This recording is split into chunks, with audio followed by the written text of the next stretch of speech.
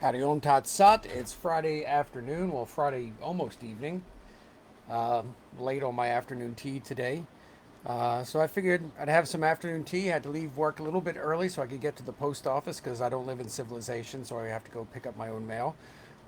Figured I'd come here, have some tea, and pick up with the How to Know God, the Yoga Aphorisms by Pantajali or Patanjali, however you want to say it. I like Patanjali just because Pantajali sounds like a character from a Godfather film for me. I think there was a character in Godfather too, Pantajali, the old man in the beginning. And I won't tell you what happens in case you haven't seen it. But he wants the Risotto brothers dead. What? And Michael won't let him kill him. So anyway, hopefully this microphone is picking me up. Let me pull this over here.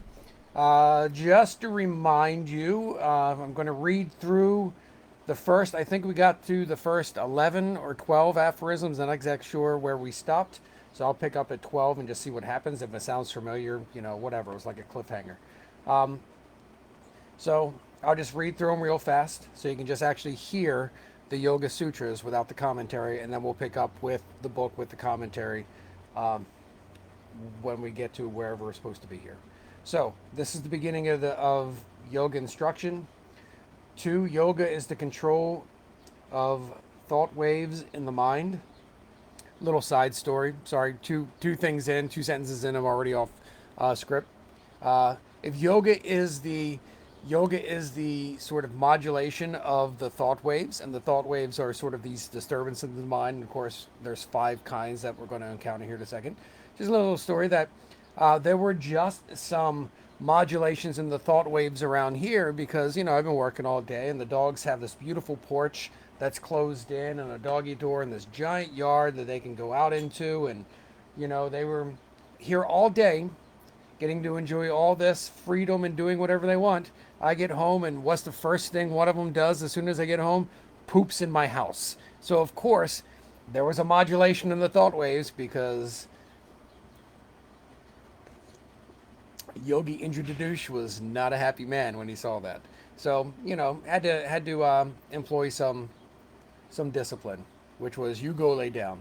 And I don't like using laying down as discipline, but sometimes I just need them to lay down. Get out of my way. Lay down. Because, thought waves must calm. So, yoga is the control of thought waves of the mind, whereas most of us live where our thought waves control our minds. Yoga is the control of the thought waves. 3, the man abides in his real nature. Uh, all other items. You know what? Let's see here. Because I'm not too crazy about that. So let's just, sorry, bear with me for 1 second. So what you do in real time. Plus I have to kill time while I'm cooking potatoes anyway. So let's see here. Do I have these somewhere? Here we go.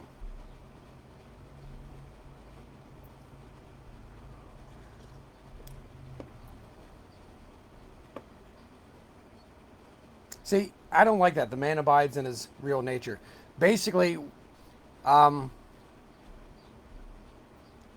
I'm just going to read from my list that I have here on my computer, which are sort of my dumbing down of comparing a bunch of translations and actually dumbing it down.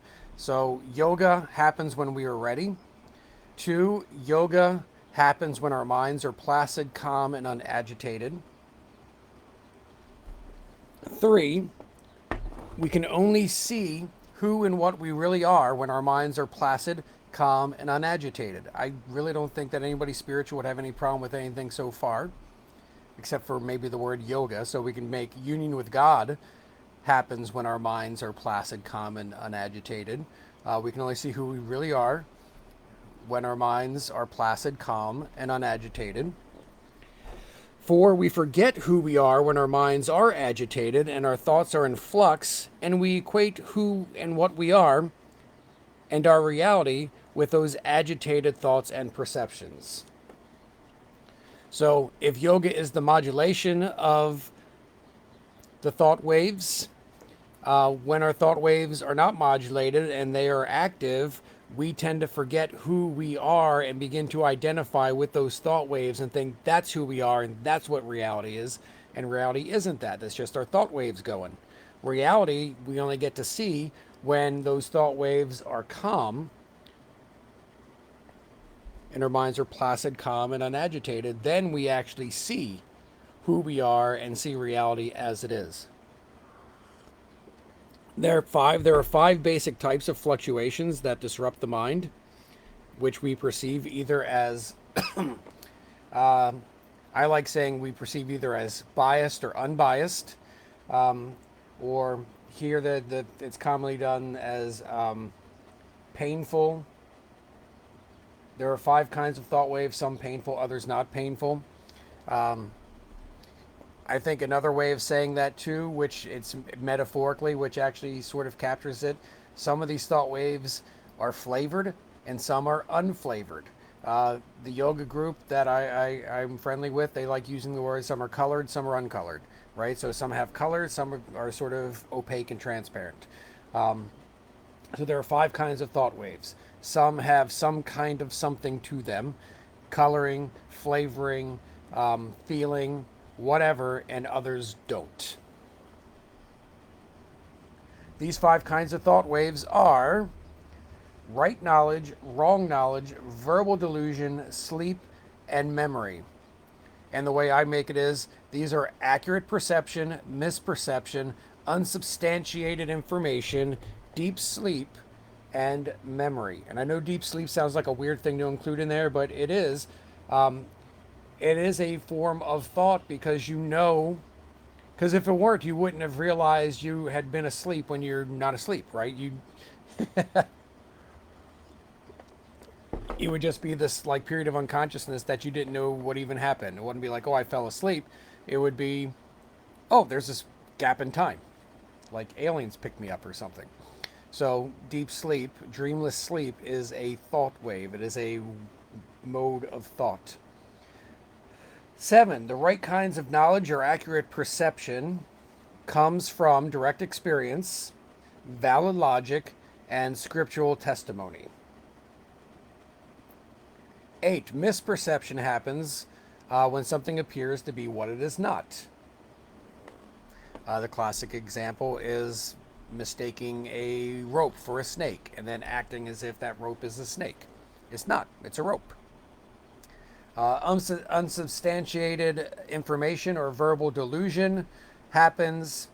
The short form, verbal delusion arises when words do not correspond to reality. That's nice and simple.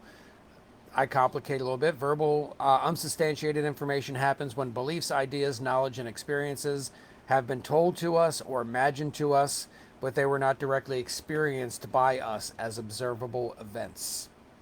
So it's hearsay. We hear it. Or information's been passed down to us. Wait a half hour before, after eating, before swimming. That may be true, may not be true. I don't know. It's not information that I have really direct experience with. It's just something that's been passed down to me.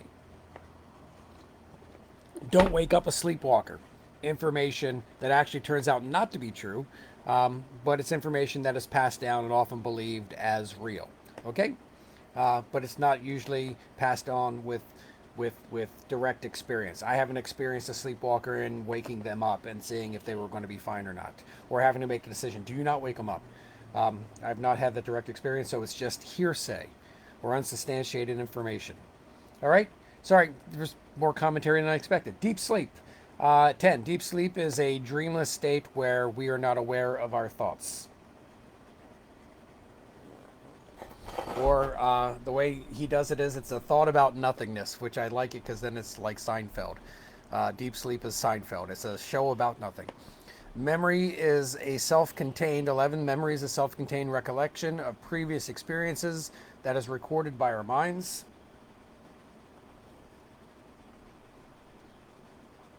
And that should get us to where we are, because those are the 5 kinds of thoughts. So now here we are picking up at 12, and so we have block of, let me back here so I can see how much time we are, because we're only going to do this for a half hour or so. So back here, and I already just wasted 10 minutes. Picking up with Sutra 12, Sutra 12 through 15 says, 12.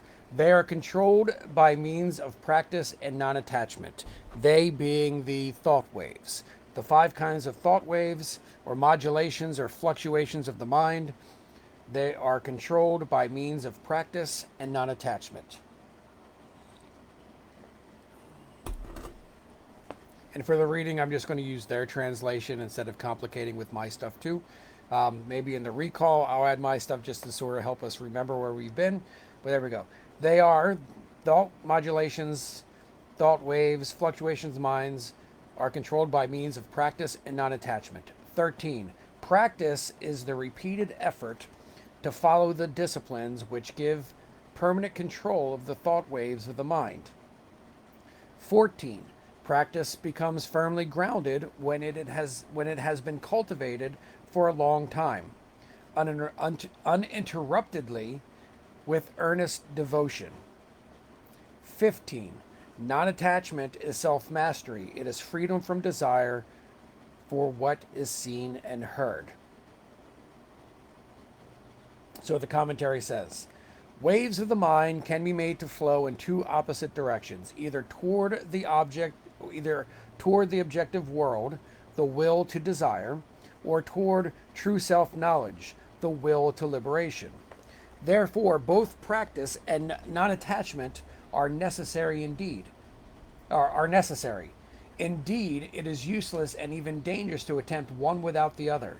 If we try to practice spiritual disciplines without attempting to control the thought waves of desire, our minds will become violently agitated and perhaps permanently unbalanced. If we attempt nothing more than rigid negative control of the waves of desire, without raising waves of love, compassion, and devotion to oppose them, then the result may be even more tragic. This is why certain strict Puritans suddenly and mysteriously commit suicide. They make a cold, stern effort to be quote-unquote good, that is, not to think quote-unquote bad thoughts, and when they fail, as all human beings sometimes must, they cannot face this humiliation, which is really nothing but hurt pride and the emptiness inside themselves. In the Taoist scriptures we read, heaven arms with compassion those whom it would not see destroyed.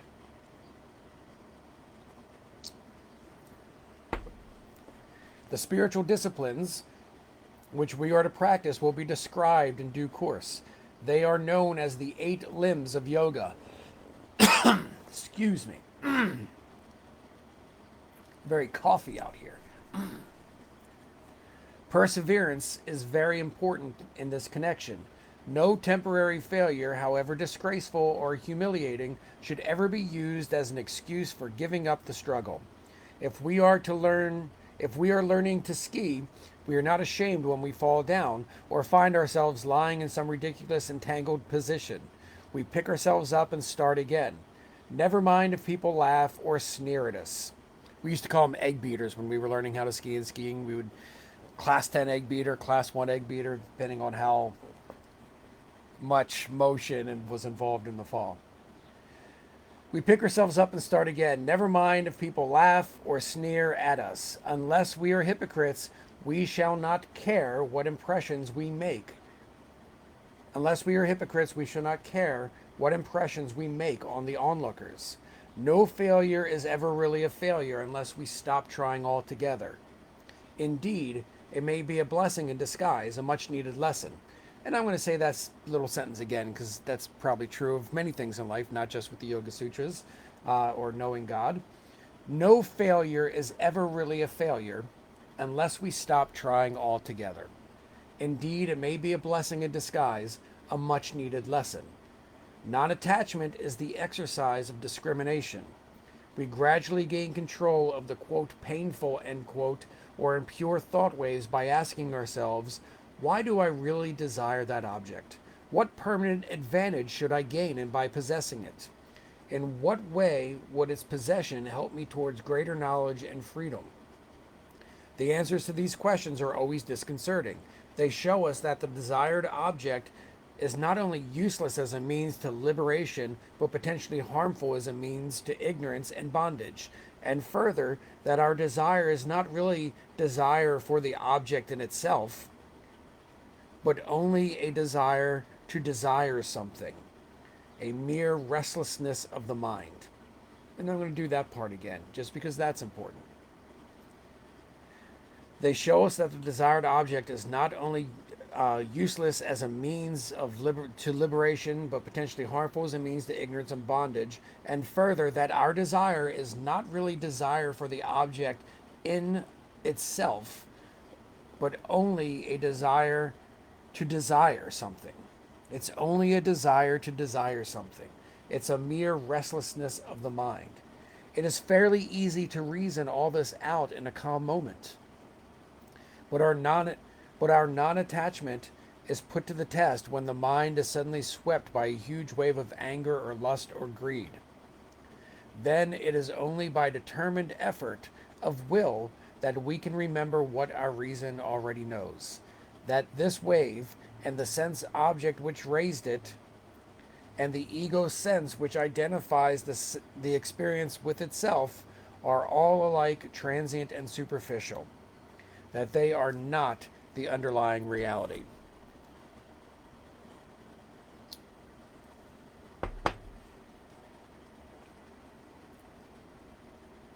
And I'm just applying my recent situation of having the dog pooping in the house to this sentence. So I'm trying to think how I can read it with that. But this wave, the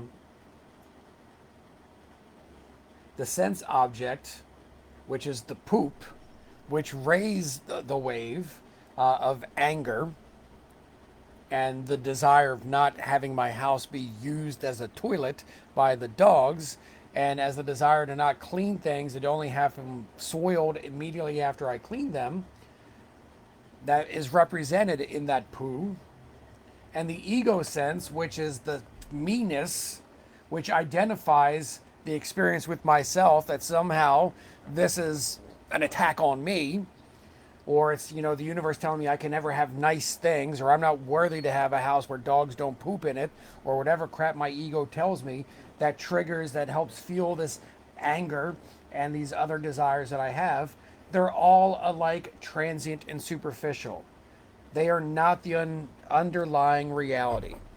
My feeling, my desire, the poop, my ego, they're all temporary. They don't really exist. They're all imaginings. And I get caught up in the imaginings, and I think the imaginings are real, and so therefore I'm angry and unhappy, or I was in that moment.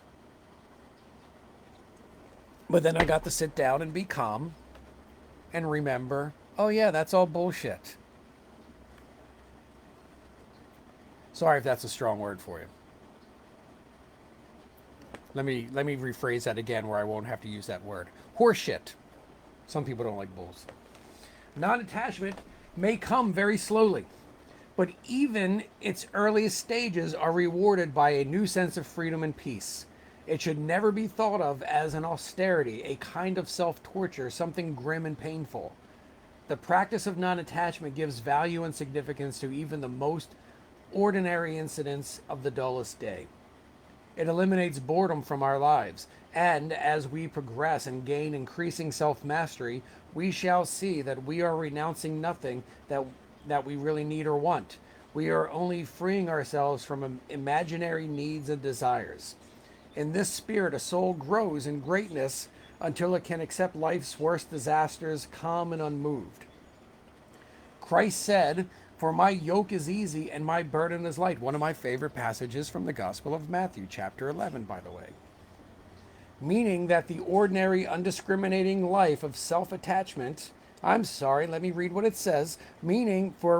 Christ said, "For my yoke is easy and my burden is light," meaning that the ordinary, undiscriminating life of sense attachment is really much more painful, much harder to bear than the disciplines which will set us free. We find this saying difficult to understand because we have been trained to think of Christ's earthly life as tragic. A glorious, inspiring tragedy, certainly, but ending nevertheless upon a cross. We should rather ask ourselves, which would be easier, to hang on that cross with the enlightenment and Which would be easier, to hang on that cross with the enlightenment and non-attachment of Christ, or to suffer there in the ignorance and agony and bondage of the poor thief? And the cross may come to us anyway, whether we are ready and able to accept it or not.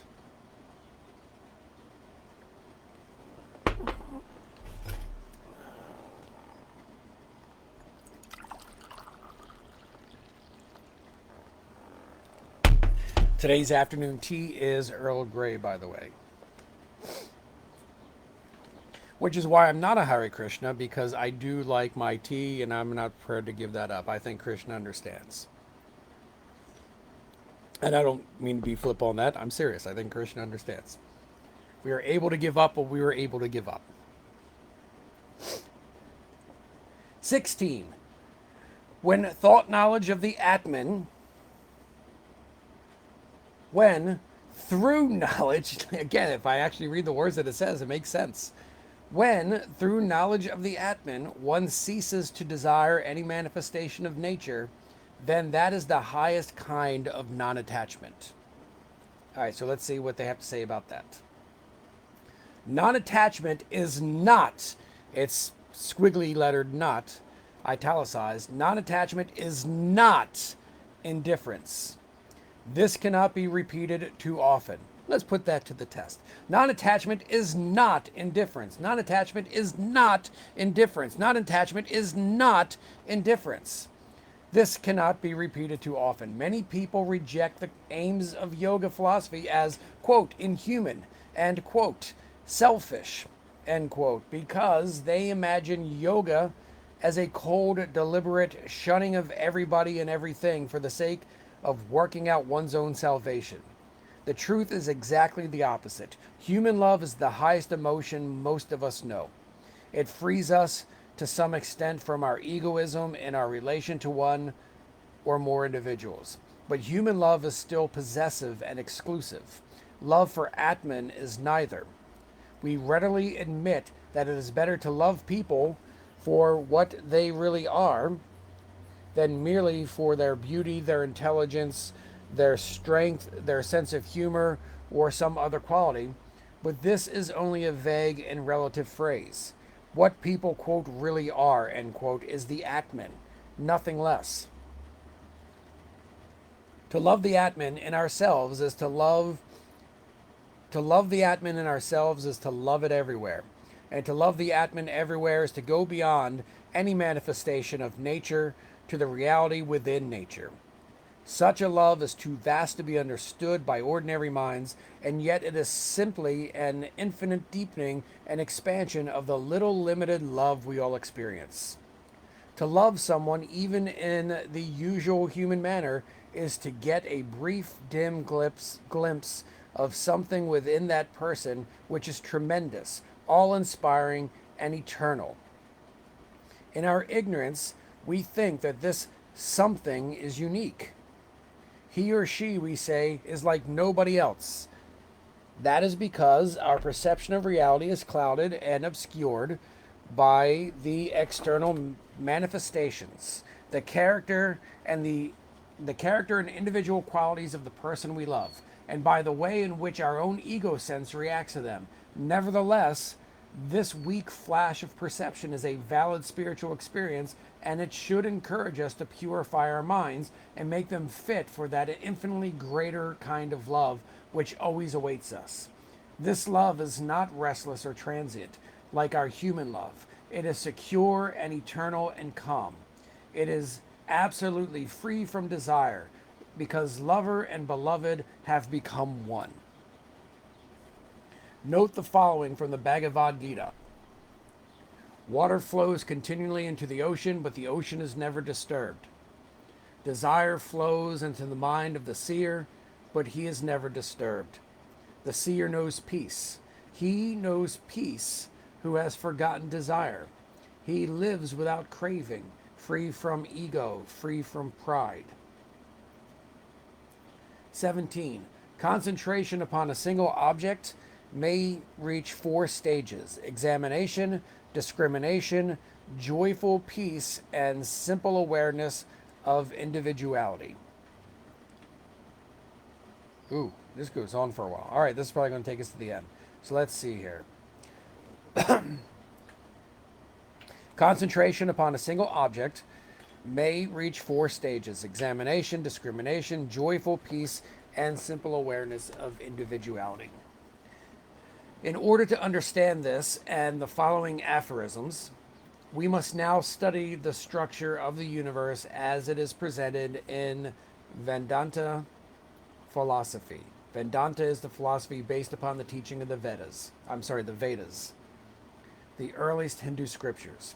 First, let us consider the basic reality, capital R reality. The reality considered as the innermost self, capital S self. So capital R reality considered as the innermost capital S self of any particular creature or object is called the Atman, as we have already seen. So the Atman is reality. When the reality is spoken of in its universal aspect, it is called Brahman. And remember, Brahman is that sort of isness that permeates everything in the universe. It is existence itself. So reality in the innermost self of any particular creature is the Atman. Reality, when reality is spoken of as a universal aspect or in its universal aspect, it is called Brahman. This may sound confusing at first to Western students, but the concept should not be strange to them. Christian terminology employs two phases: God immanent and God transcendent, which make a similar distinction. Again and again in Hindu and Christian literature, we end this great paradox restated that God is both within and without, instantly present and infinitely elsewhere, the dweller in the atom and the abode of all things. But this is the same reality, the same Godhead seen in two relations to the cosmos. These relations are described in two different words. These relations are described by two different words simply in order to help us think about them. They imply no kind of duality. Atman and Brahman are one. Universal reality is Brahman. Localized reality is Atman. Okay? I'm sure that just made it clear as mud for you. What is the cosmos? What is it made of? Vedanta teaches that the cosmos is made of Prakriti. Prakriti or Prakriti? You get to decide how you want to pronounce that. So Vedanta teaches that the cosmos is made of Prakriti, the elemental, undifferentiated stuff of mind and matter. Prakriti is defined as the power or effect of Brahman, in the sense that heat is a power or effect of fire. Just as heat cannot exist apart from the fire which causes it, so Prakriti could not exist apart from Brahman. The two are eternally inseparable. The latter puts forth and causes the former.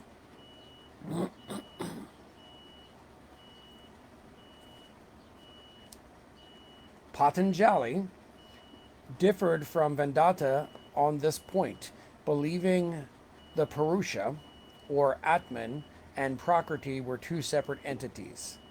Patanjali differed from Vedanta on this point.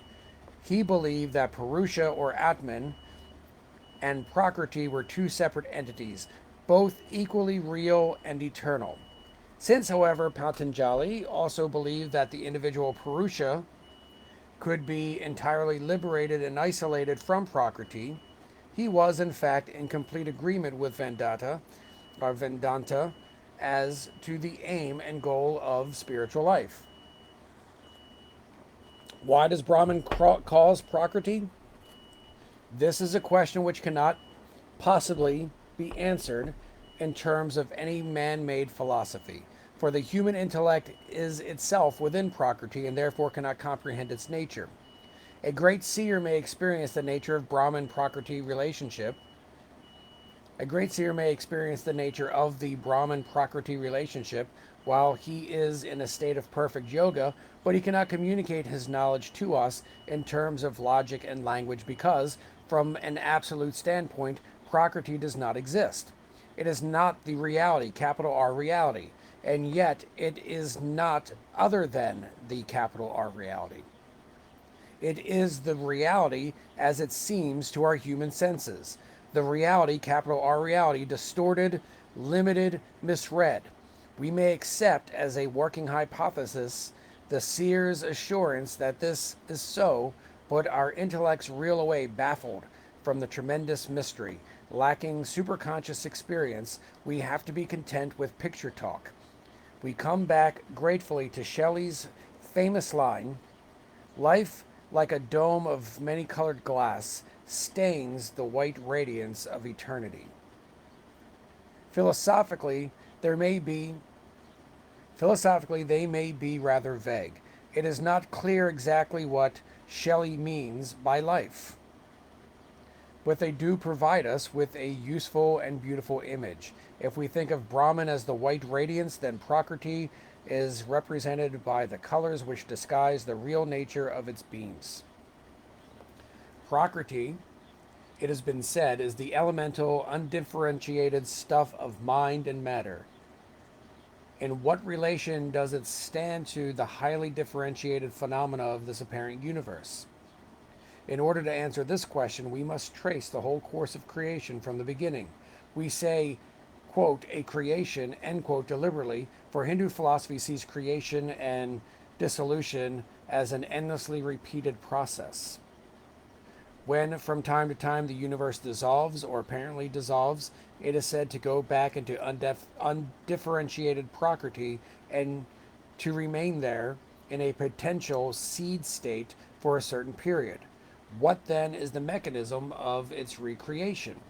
Prakriti is said to be composed of three forces, sattva, rajas, and tamas, which are known collectively as the three gunas.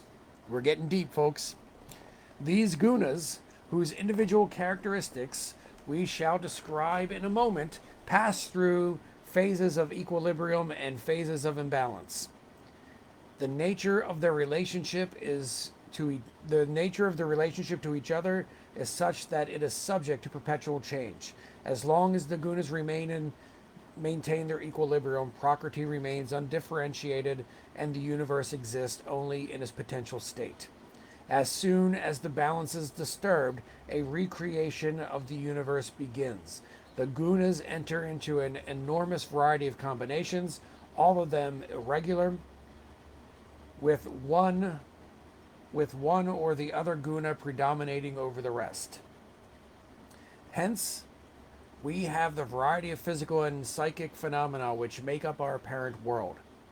Such a world continues to multiply and vary its forms until the gunas find a temporary equilibrium once more, and a new phase of undifferentiated potentiality begins. A scientifically minded student should compare Vedanta cosmology with the latest theories of atomic physics. He will find many points of resemblance between the two systems. So, just in a nutshell, if I can help explain this again, restate this, Prakriti is made up of three forces, sattva, rajas, and tamas, which are known as the gunas. These gunas, if they exist in perfect balance to each other, keeps Prakriti from manifesting. It keeps it sort of in its seed-like potential form. But as soon as one of the gunas becomes more prominent than the others, an imbalance occurs and creation happens, rehappens. And as soon as that happens, it creates other little ripples and other little series of gunas. And so everything exists, motivated by these three forces, you, me, and everything else. And it's the balance of those, or the imbalance, but which one is predominant, that sort of determines our personality and who we are and determines how all things exist. So that's where the driving force of creation is. There's Prakriti, which sort of in balance just sort of exists without, or it doesn't even exist. It's just sort of a potential, like potential energy when nothing is moving. And then boom, something arises. One of the gunas arise more than the others, and the whole system gets moving and things start moving. All right, I'm sure that didn't clear it up at all. The gunas are sometimes described as energies, sometimes as qualities, but no single English word can define their whole nature and function. Collectively, they may be thought of as triangle of a, as collectively they may be thought of as a triangle of forces opposed yet complementary. In the process of evolution, sattva is the essence of the form which has to be realized. Tamas is the inherent obstacle to its realization, and rajas is the power by which that obstacle is removed and the essential form made manifest. And it reminds me of the Hegelian dialectic of thesis, antithesis, and synthesis, which Hegel said was the driving force of history. Well, here we have the three gunas, which are the driving force of creation. It's the Hegelian dialectic, or Hegel stole his dialectic from yoga science, or parallels it. He just had insight and saw it. Maybe he was meditating and collected it with the universal conscious. Who knows?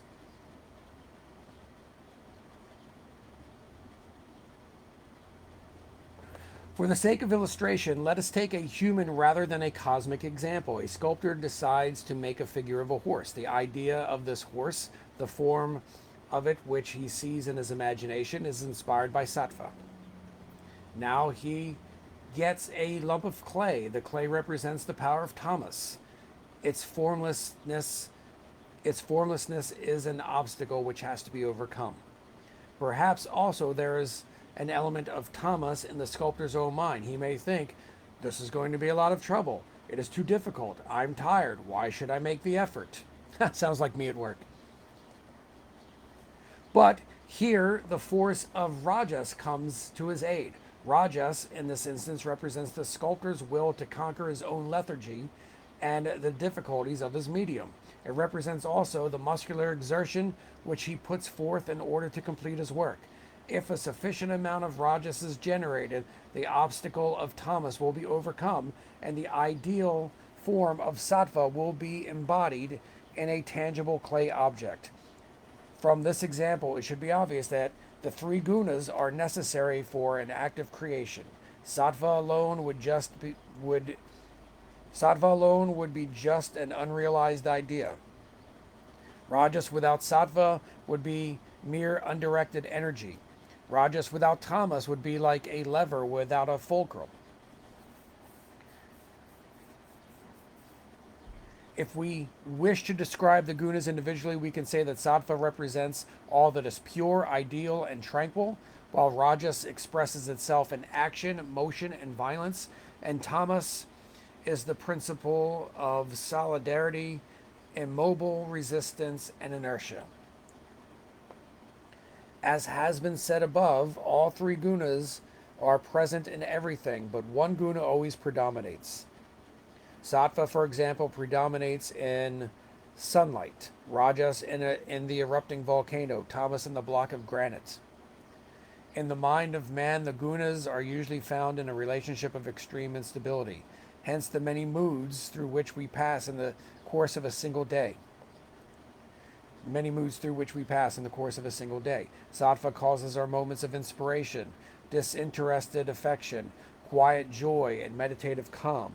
Rajas brings on our outburst of rage, like when dog poops in your house, and fierce desire of the dog not pooping in my house.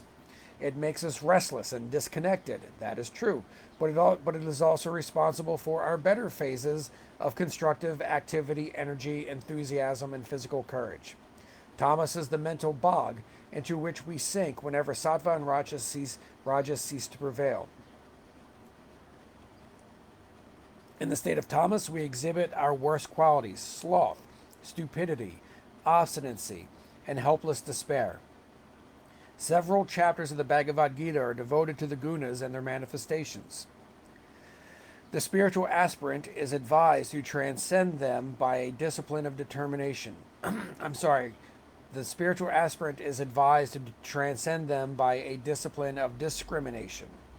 We have already described this discipline in discussing Patanjali's aphorisms on the thought waves. For the thought waves are, of course, projections of the guna forces. And or as the Gita puts it, a man is said to have transcendent. My potatoes are done and my mind is moving to potatoes and not the text. As the Gita puts it, a man is said to have transcended the gunas when he does not hate the light of sattva or the activity of rajas or even the delusion of tamas while these prevail, and yet does not long for them after they have ceased. He is like one who sits unconcerned and is not disturbed by the gunas. He knows that they are the doers of all action and never loses his power of discrimination. He rests in the inner calm of the Atman, regarding happiness and suffering as one.